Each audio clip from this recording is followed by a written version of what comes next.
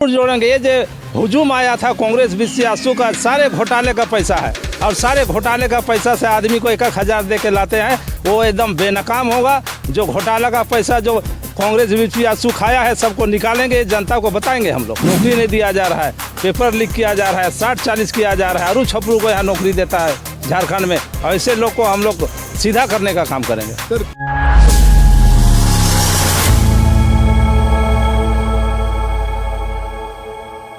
झारखंड की नवनिर्मित पार्टी झारखंड लोकतांत्रिक क्रांतिकारी मोर्चा द्वारा लोहरदगा विधानसभा से नॉमिनेशन किया गया है। अभी हमारे साथ बातचीत करने के लिए लोहरदगा विधानसभा प्रत्याशी और साथ ही साथ लोहरदगा जिला अध्यक्ष जी हैं। इनसे जानने का प्रयास करेंगे कि अब आगे क्या रणनीति होगी, आगे किस तरह की तैयारी होगी।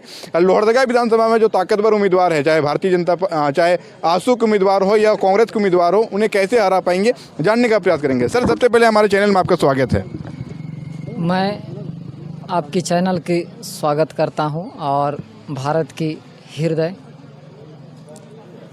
की ओर से मैं जनता को बताना चाहूँगा कि जो जितने भी हमारे राष्ट्रीय पार्टी हैं या पुरानी पार्टी है, उनकी मेरे पास कई एक तोड़ है, जिसको मैं ना कहते हुए मैं जनता को बताना चाहूँगा कि आप जागृत होइए, शिक्षित बनिए, अपने अधिकार के को जानने की प्रयास कीजिए कि एक ह्यूमन राइट्स क्या है, एक मनुष्य का विशेष क्या क्या अधिकार है, इसके विषय में जाना जाए। आज हमारा लोहरदगा की नगरी को लाल सोने की खान के रूप में देखा जाता है, जिससे हम बॉक्साइट के तौर पे जानते हैं, जिसकी धड़धड़ल्ले से खनन की जा रही है और वैसे रैयत को विस्थापित किया जा रहा है जो खतियानी है, और उनके खेतों के नीचे से, उनके ज़मीन के नीचे से वो सोने को निकाला जा रहा है और वो परिवार इतनी शोषित है, इतनी कुंठित है। सर, ये चीज़ें ठीक है, पर आप लोगों ने चुनाव लड़ने से पहले एक भी आंदोलन इन सब चीज़ों को लेकर क्यों नहीं किया? हमने आंदोलन इस चलते नहीं किया क्योंकि आंदोलन करना और धरातल पे काम करना दोनों में फ़र्क होती है। तो हमने उससे पहले चाहा कि आंदोलन करने में मैं अकेला रह जाऊंगा। उससे पहले मैं चाहता हूं कि युवाओं को अपने हक और अधिकार के बारे में, इस लोहरदगा के खनन संबंधी हर एक ऐसे जानकारी को। उत्तरी छोटा नागपुर पे स्थानीय नीति के लेकर बात होती है, 1932 खतियान की बात होती है, पर ये जो दक्षिणी छोटा नागपुर है, खास करके लोहरदगा जिला, यहाँ ये मुद्दा हमें लगता है कि उतना ज़्यादा कारगर नहीं साबित होगी इस विधानसभा चुनाव में। पर इनके अलावा और क्या मुद्दा होगा आप लोगों के पास?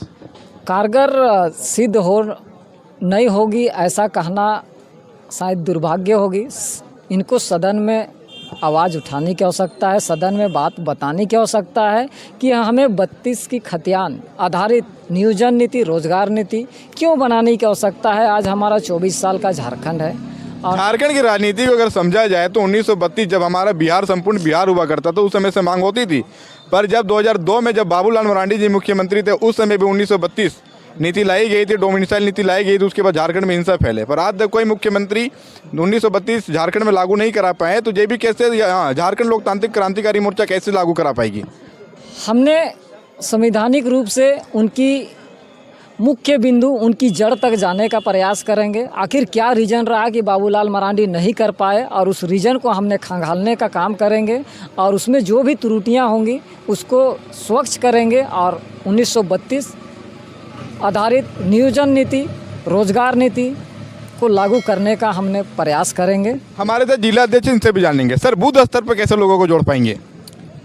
हमारे जेल कैम्प का हर एक बूथ में हम लोग 5-5, 10-10 कार्यकर्ता जोड़े हैं और निश्चित ही हमारे कैंची छाप को जो नौजवान है, जो अभी नौजवान शोषित है, जिसको नौकरी नहीं दिया जा रहा है, पेपर लीक किया जा रहा है, 60-40 किया जा रहा है, अरू छपरू को यहाँ नौकरी देता है झारखंड में, ऐसे लोग को हम लोग सीधा करने का काम करेंगे। सर, दूसरी चीज़ ये है कि अभी नॉमिनेशन की टीम जितने भी जो प्रत्याशी थे, खास करके बीजेपी एनडीए अलायंस की या इंडिया अलायंस की, तो उनके जो नॉमिनेशन के टाइम पे हज़ारों की संख्या पे लोग उमड़ के आए थे, पर यहाँ पर ही बहुत कम संख्या पे लोग आए हैं। तो बूथ स्तर पे कैसे 20 लोग 25 लोग को आप लोग जोड़ पाएंगे, कैसे भेज पाएंगे? हम लोग जरूर जोड़ेंगे। ये जो हुजूम आया था कांग्रेस विश्वासु का, सारे घोटाले का पैसा है और सारे घोटाले का पैसा से आदमी को 1,000 दे के लाते हैं, वो एकदम बेनकाम होगा। जो घोटाला का पैसा जो कांग्रेस विश्वासु खाया है सबको निकालेंगे, जनता को बताएंगे हम लोग। अच्छा, क्या कहेंगे आप लोग कार्यकर्ता हैं? जी, कैसे जिता पाएंगे टाइगर जी को? ऐसे हम लोग युवा जितना लड़का है हम लोग फिर फील्ड में जाएंगे और एक बार युवा का सरकार आना चाहिए।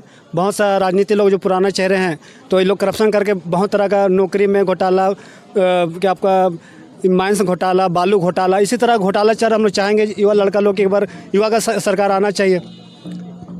अभी हमारे राज्य के अंदर झारखंड सरकार की बहुत सारी योजनाएं चल रही है, इससे बहुत सारे महिलाएं खुश भी है, तो वो महिलाएं कैसे आपको वोट देंगे? महिलाएं तो खुद कह रही है कि ये जो मैया समान योजना दिया जा रहा है ये चुनावी झुंझुना है।